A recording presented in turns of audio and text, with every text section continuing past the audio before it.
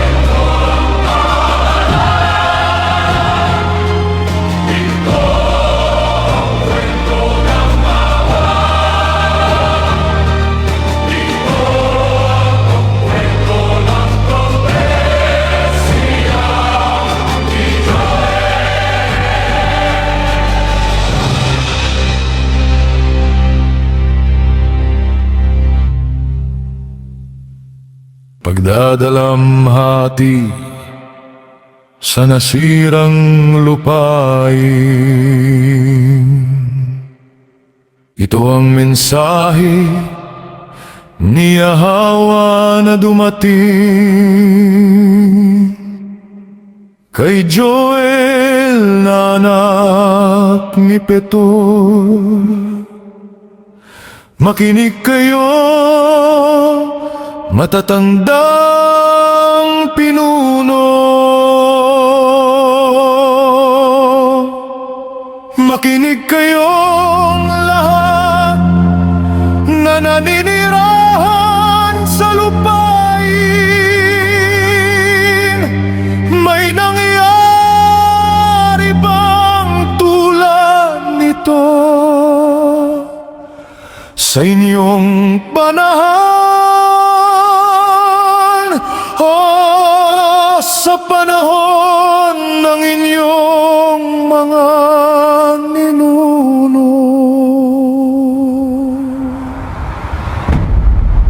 Ikwento ninyo ito sa inyong mga anak, at ang inyong mga anak ay magkwento sa susunod na salinlahi. Ang iniwan ng balang ay kinain ng isa pang balang. Ang iniwan ng pangalawa ay kinain ng ikatlo. At ang natira ay nilamon ng ikaapat. Parang alon ng pagkasira, sunod-sunod hanggang walang matira. Magising kayo, mga nalasing sa alak, manangis kayo. Kayong mga umiinom ng alak, umiyak kayo. Sapagkat ang bagong alak ay nalis sa inyong mga labi. Isang bansang dumating laban sa aking lupain. Makapangyarihan, hindi mabilang ang kanilang mga nangipin. Parang ngipin ng leon. Sinira nila ang aking ubasan, pinutol nila ang aking puno ng igos. Hinubaran nila ang mga sanga hanggang sa maging puti ang kahoy. Ang bukirin ay wasak, ang lupa ay nagdadalamhati. Nasira ang trigo, nawala ang bagong alak, naubos ang langis. Mahiya kayo, mga magsasaka, manangis kayo. Mga nag-alangan ng maasan, sapagkat ang aninang bukirin ay nawala. Natuyo ang ubas, nalantang igos, nalantang granada, nalantang palmera, nalantang mansanas. Ang lahat ng puno sa bukid ay nalanta. Ang ng tao ay naglaho. Magdalamhati kayo, mga parimanangis kayo, mga lingkod ng altar.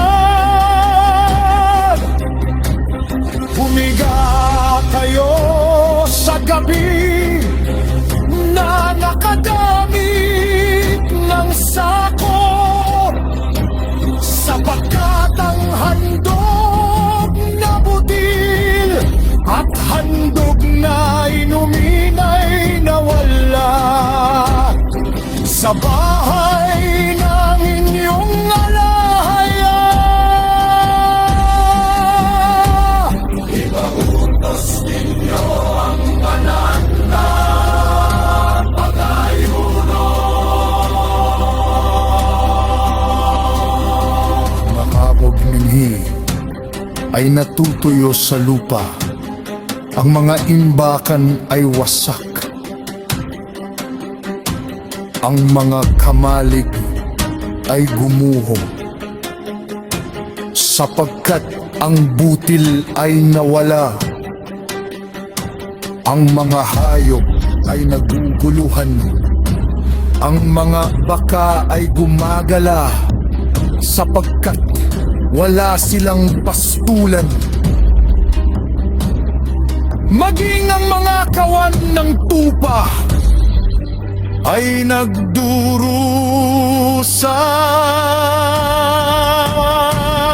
Yahawawa, sa iyo ako sumisigaw, sapagkat ang apoy ay sumunog sa mga pastulan ng ilang, at ang apoy ay tumupok sa lahat ng puno sa bukirin. Maging ang manahayop sa barangay sumisigaw sa iyo, sapagkat ang mga batis ng tubig ay natuyo, at ang apoy ay lumamon sa lupain.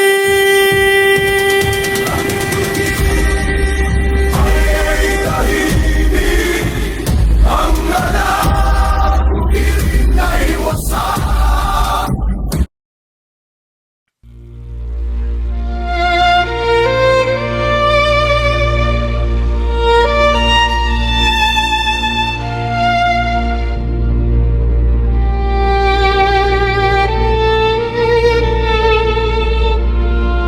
Sa bundok ng Zion, hipan ninyo ang trampeta, magbigay ng babala sa banal na bundok.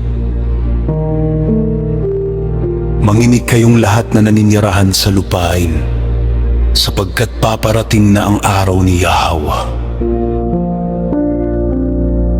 Malapit na ito, isang araw ng kadiliman at ulap, isang araw ng dilim at makapal na ulap na bumabalot sa mga bundok.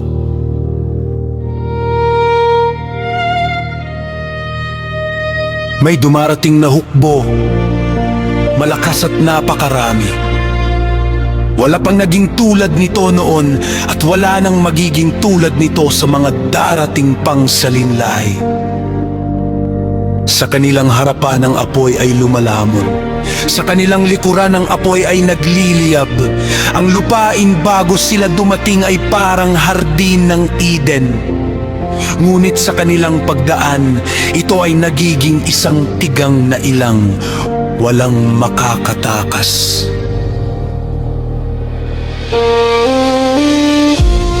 Ang kanilang anyo ay parang mga kabayo. Sila'y tumatakbo tulad ng mga kabayong pandigma. Sa ibabaw ng mga bundok, ang kanilang tunog parang rumaragas ang mga karuwahe. Parang apoy na sumusunog sa tuyong dayami. Tulad sila ng makapangyarihang hukbo na handa sa labanan. Sa kanilang pagdating, ang mga bayan ay nanginginig. Ang mga mukha ay namumutlas sa takot. Sila'y umaakyat sa mga pader tulad ng mga mandirigma. Bawat isa ay sumusunod sa kanyang landas. Hindi sila lumilihis sa kanilang hanay. Hindi sila nagtutulakan, hindi sila naliligaw sa kanilang landas.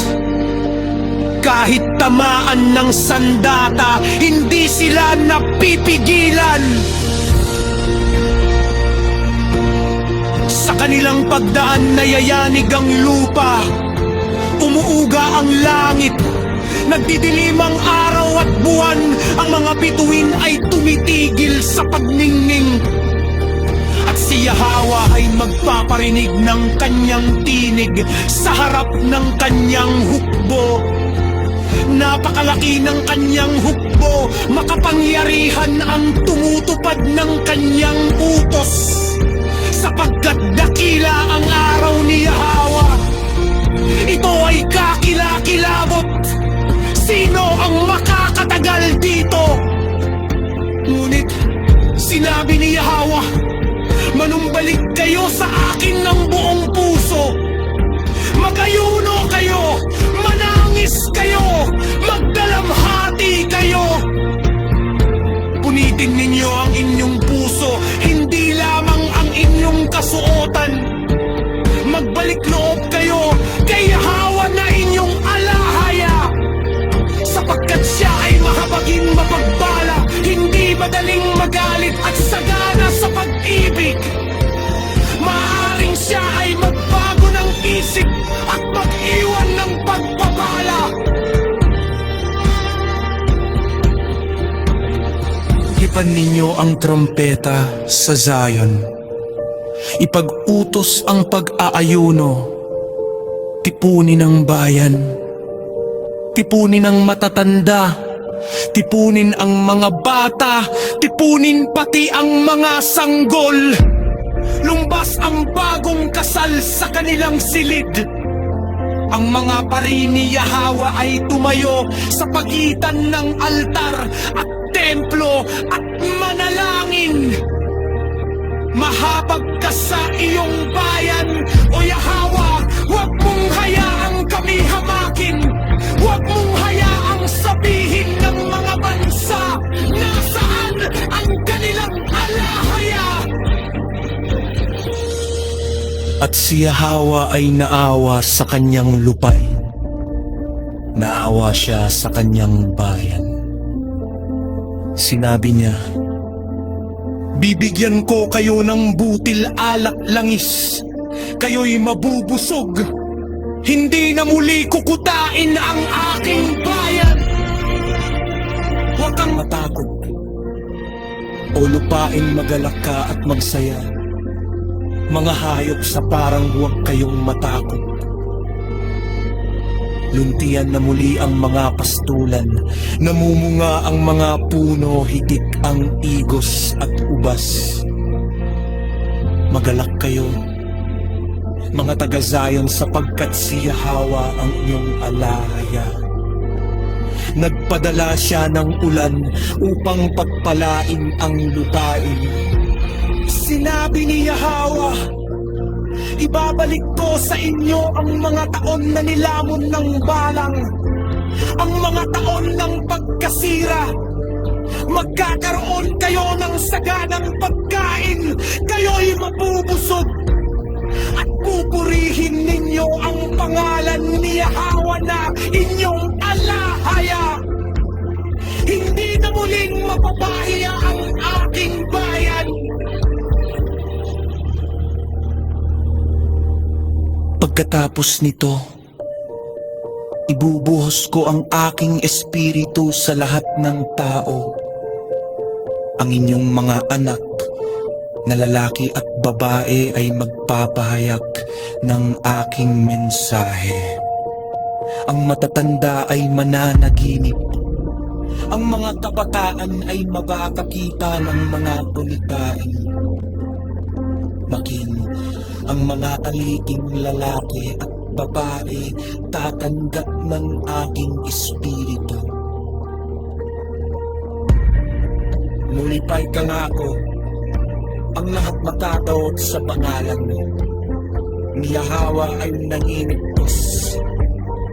Sa bundok ng Zion may nakamatakot-takas. Sa Jerusalem may mga mananatiling buhay. Sila ang tinawag, sila ang hiniran. At sa gitna ng takiman ng mundo, ang awa ni Yahwa ang magiging liwanag.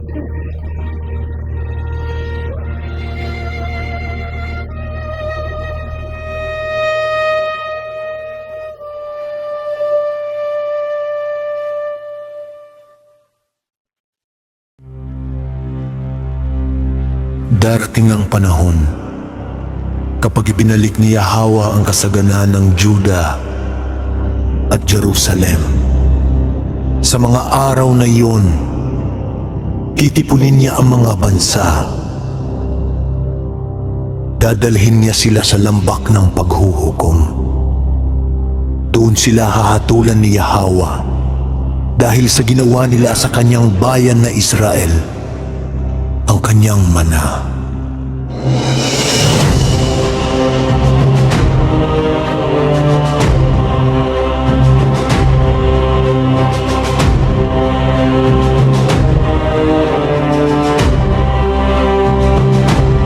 Sapagkat ang kanyang bayan ay kanilang pinangalat sa mga bansa. Ang kanyang lupain ay kanilang hinati-hati. Ang kanyang mga anak ay kanilang ipinagbili. Ang mga lalaki ay ipinagpalit sa mga patutot. Ang mga babae ay ipinagbili para lamang sa alak. At sila'y nagsaya. At sinabi ni Yahweh, ano ang kinalaman ninyo sa akin, o Tiro at Sidon, at kayong mga lupain ng Filistea? Gumaganti ba kayo sa akin? Kung gaganti kayo sa akin, ibabalik ko agad sa inyong ulo ang inyong ginawa.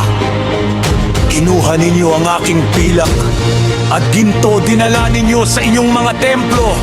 Ang aking mga kayamanan, ipinagbili ninyo ang mga anak ng Juda sa mga taga-Gresya. Inilayo ninyo sila sa kanilang sariling lupain. Ngunit sinabi ni Yahweh, ibabalik ko sila mula sa lugar na pinagdalhan ninyo sa kanila. At ibabalik ko sa inyong ulo ang inyong ginawa. Ang inyong mga anak ay ipagbibili ko rin, at sila'y dadalhin sa malalayong bansa! Sapagkat si Yahweh ang nagsabi nito.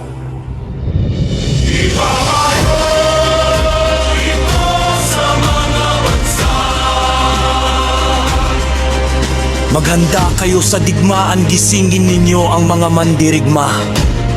Lumapit ang lahat ng kawal, humanda sila sa labanan. Gawing tabak ang inyong mga araro, gawing sibat ang inyong mga karit. Sabihin ng mahina, ako ay malakas. Pagmadali kayong lahat na bansa, magtipon kayo sa paligid. Doon papababain ni Yahweh ang kanyang mga mandirigma. Lumapit ang mga bansa sa lambak ng paghuhukom, sapagkat doon uupo si Yahweh upang hatulan ang lahat ng bansa sa paligid. Gamitin ninyo ang karit, sapagkat hinog na ang ani. Halina at tapakan ninyo ang ubasan, sapagkat puno na ang pisaan.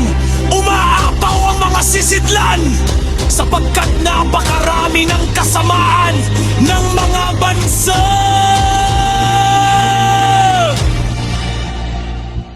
Maraming tao sa lambak ng pagpapasya, sapagkat malapit na ang araw ni Yahweh sa lambak ng pagpapasya. Nagdidilim ang araw at buwan, ang mga bituin ay hindi na nagliliwanag. Mula sa Zion si Yahweh ay uungol. Mula sa Jerusalem maririnig ang kanyang tinig. Yayanig ang langit at lupa.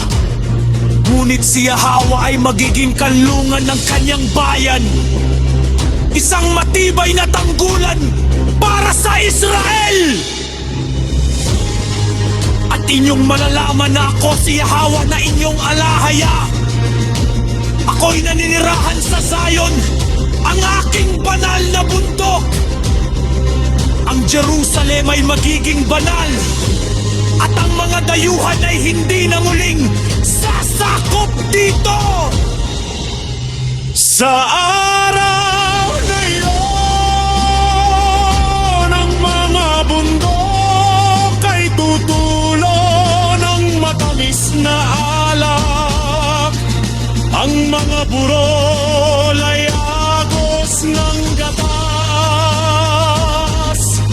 Ang lahat ng bati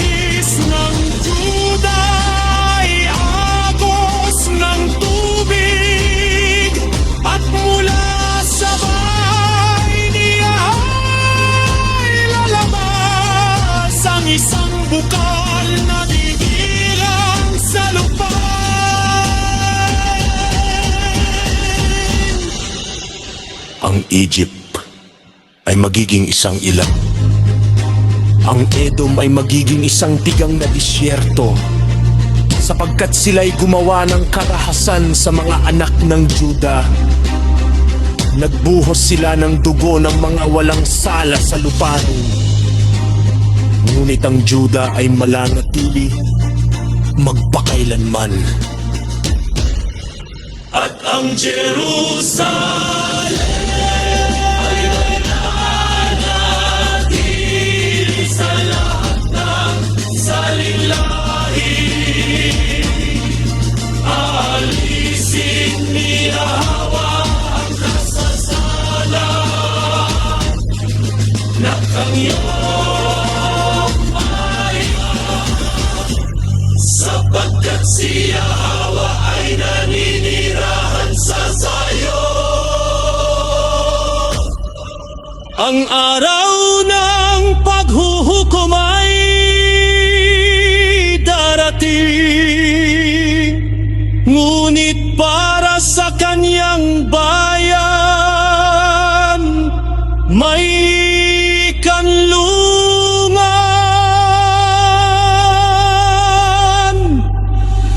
Para sa kanyang lungsod may buhay. Sapagkat sa Zion nananahan ang Yahweh, at ang kanyang kaharian ay mananatili magpakailanman.